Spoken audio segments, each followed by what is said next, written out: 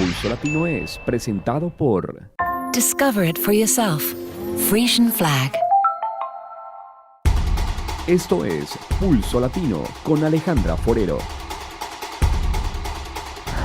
Continuamos con más información aquí en Pulso Latino. Este fin de semana se presentaron varios accidentes de tránsito en la isla, en donde la mala combinación del alcohol y la conducción dejaron el saldo de varias personas accidentadas y una fallecida. Aún hay irresponsables que no toman conciencia de que esta mala combinación puede ser en muchos casos fatal.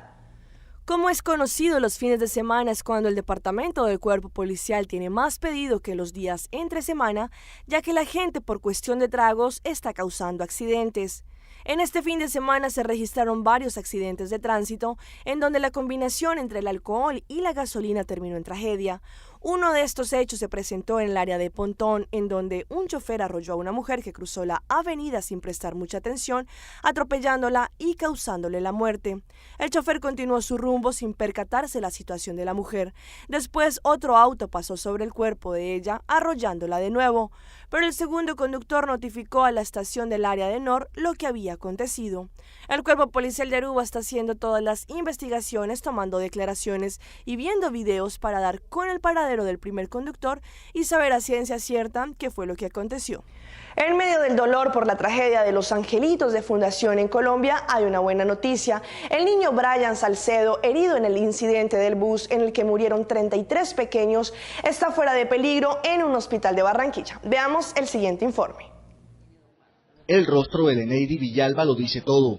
Su hijo Brian Salcedo, de 5 años, quien resultó herido en el incendio de una buseta en Fundación Magdalena, donde murieron 33 pequeños, está fuera de peligro. El bebé se encuentra súper bien, gracias a Dios, por esta nueva oportunidad que tanto le hemos pedido. El niño Brian permaneció 18 días en la unidad de cuidados intensivos del Hospital Adelita de Char en Barranquilla, con quemaduras en varias partes del cuerpo.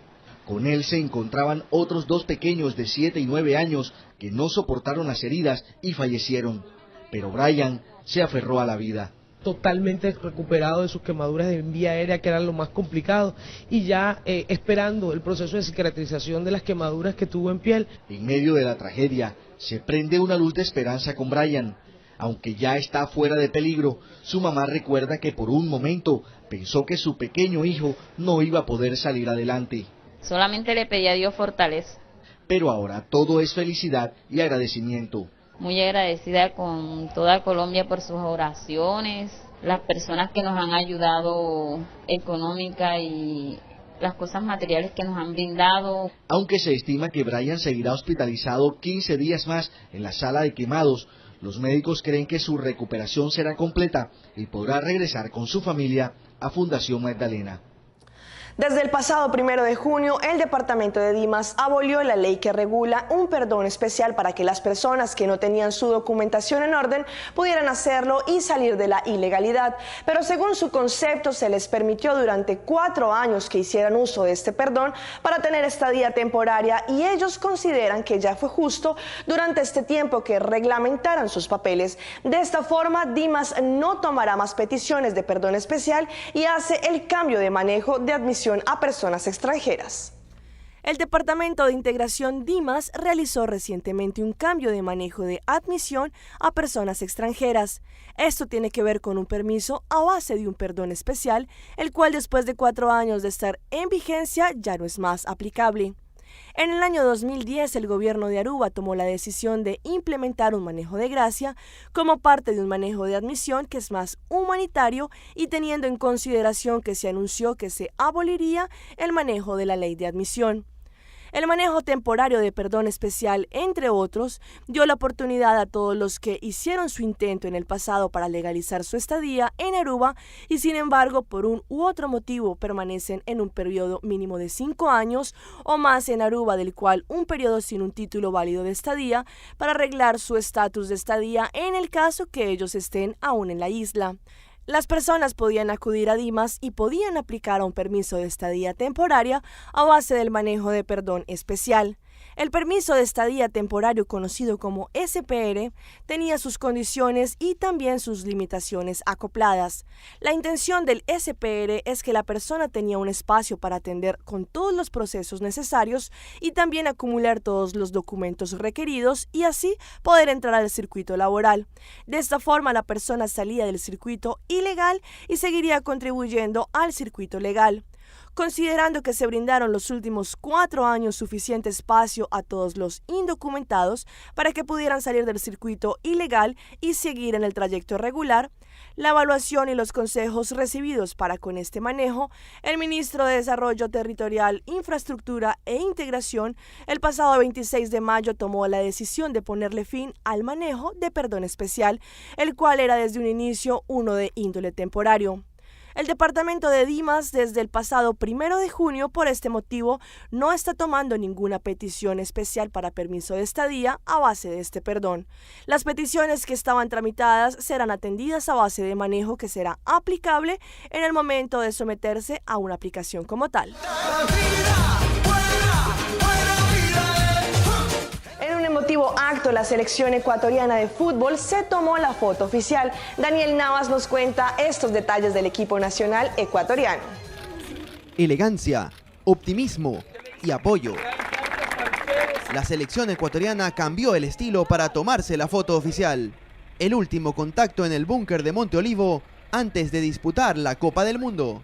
Son estos los jugadores que representarán al país en el Mundial. Luego, el tiempo para las declaraciones. Reinaldo Rueda destacó la unidad tricolor al momento de agradecer a la afición. Creo que Ecuador siempre se ha caracterizado por esa unidad, por esa hombría que tiene ese grupo de jugadores que representan la selección nacional y esperar poderle brindar toda la alegría y toda la satisfacción que se merece la afición. El doctor Héctor Borges es optimista con Cristian Novoa, mientras destaca la valentía de Segundo Castillo en su recuperación. Siempre les pido paciencia, estamos haciendo todo lo posible, estamos con 2 fisioterapistas acá. Walter Ayoví ya espera por el primer partido ante Suiza el 15 de junio. Esperemos que el equipo que ponga el técnico pueda estar en buen nivel y saber que la ayuda de todo va a ser importante para lo que nosotros podamos hacer en largo de todo el Mundial. Así, el equipo ecuatoriano quedó listo para viajar a Brasil este lunes a las 9 de la mañana. Le espera el aeropuerto, Viamao y el Mundial. Y se llegó la semana más esperada de los anteriores 4 años, la semana que muchos hombres y mujeres amantes del fútbol esperan con total furor. A 3 días del inicio de la fiesta mundialista, ya muchas selecciones arribaron a tierras brasileñas. Una de ellas es la selección Colombia, que llegó al aeropuerto de Guarulhos, en donde de inmediato se trasladó a su lugar de concentración, ubicado en Cotía. La selección de Peckerman va con toda la ilusión después de 16 años sin participar en un mundial. Con 25 minutos de retraso aterrizó el avión de Colombia en el aeropuerto Guarulhos. Y otros 10 minutos tuvieron que esperar los jugadores dentro de la aeronave porque se trabó la escalera para el descenso. El primer jugador que se bajó fue el capitán Mario Alberto Yepes y después todos los astros de la selección que esperan triunfar en el campeonato mundial. Hasta que apareció el técnico José Néstor Peckerman, cansado por el vuelo, pero muy amable. Él era un poco el deseo que teníamos. Colombia hacía mucho que no estaba y es un orgullo poder estar con este grupo de jugadores. Casi 1 hora tardó la selección desde el aeropuerto hasta el municipio de Cochía, la sede de concentración. A la llegada al Centro de Formación Deportiva del Sao Paulo, un dispositivo especial de seguridad esperaba al equipo. El técnico también se refirió al plan de trabajo en Sao Paulo antes del debut ante Grecia. La semana de lunes a jueves muy fuerte, ajustando los últimos detalles están pendientes y ya después viajar para el partido. Las porristas y las principales autoridades de Cochía recibieron con honores a la selección Colombia. Y otra que también partió a Brasil es la selección uruguaya, que se alista para enfrentarse con la selección de Costa Rica en su debut en el Mundial. Los jugadores de la Celeste viajaron con una meta fija: llevar a su país la Copa del Mundial de Fútbol 2014. Hola, ¿cómo están todos? La selección uruguaya de fútbol partió rumbo a Brasil, específicamente a Belo Horizonte, a la espera del debut mundialista el día sábado por el grupo D desde las 16 horas en el Estadio Castelao de Fortaleza frente a Costa Rica. El equipo dirigido por el maestro Oscar Washington Tavares realizó en la mañana el último movimiento previo a su partida con Luis Suárez al margen, recuperándose con trabajos específicos de la operación de meniscos que seguramente lo tenga al margen del primer partido, aunque sobre esos no hay pistas ni científicas por parte del doctor de la selección Alberto Pan, ni mucho menos por el maestro Tavares, que no es de darle información a los rivales, así lo entiende él. Sobre lo deportivo, sobre los 11 titulares, parece que asoma una sola duda en la mitad de la cancha: si juega Gastón Ramírez, como lo hizo en los 2 partidos amistosos previos a su partida, o si tendrá lugar el jugador que milita en el fútbol español. Me refiero al delantero Cristian Estuani. Desde Montevideo, Uruguay, este fue un informe de Montecarlo Televisión para ATV Canal 15. Leonardo Sanguinetti junto a la cámara de Adriano Chiusi. En Río de Janeiro existe algo que por naturaleza hace parte de la cultura de los cariocas: las actividades físicas a tempranas horas del día. Cerca a sus playas, locales y turistas hacen un sinfín de juegos, ejercicios, actividades y demás que los estimula a tener un estilo de vida realmente saludable.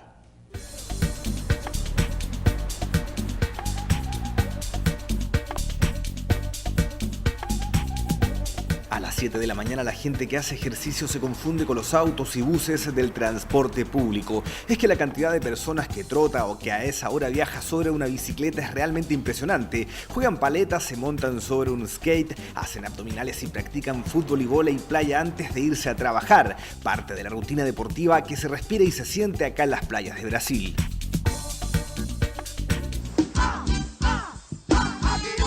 Flacos, esbeltos, gordos o esculturales, todo el mundo se mueve antes de mediodía. Pero, ¿cuáles son las razones? ¿Qué es lo que incide para que buena parte de los cariocas tenga este notable estilo de vida?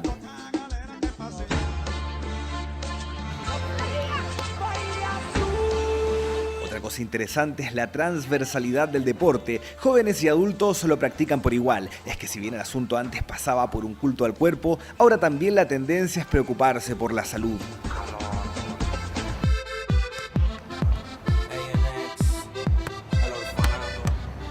Chicos practican vóley todas las mañanas. Algo de portugués hablan, pero ninguno es carioca. Llevan cerca de 2 semanas en Río de Janeiro. Ambos son chilenos, primos y seleccionados nacionales de voleibol playa. Su entrenador, eso sí, vive acá. Cuentan que ves que pueden, vienen a practicar. Por ahora se preparan para la próxima competencia. Quizás sea la playa, tal vez el mar o la intensa hermosura de estos paisajes la causa de esta envidiable conducta. Una verdadera tradición convertida en estilo de vida, una rutina diaria que se manifiesta en el intenso deporte AM que se practica en varios rincones de Brasil. Esto fue Pulso Latino por el día de hoy. Agradecemos por su sintonía. Nos vemos en una próxima emisión. Hasta entonces. Pulso Latino fue presentado por... Discover it for yourself. Frisian Flag.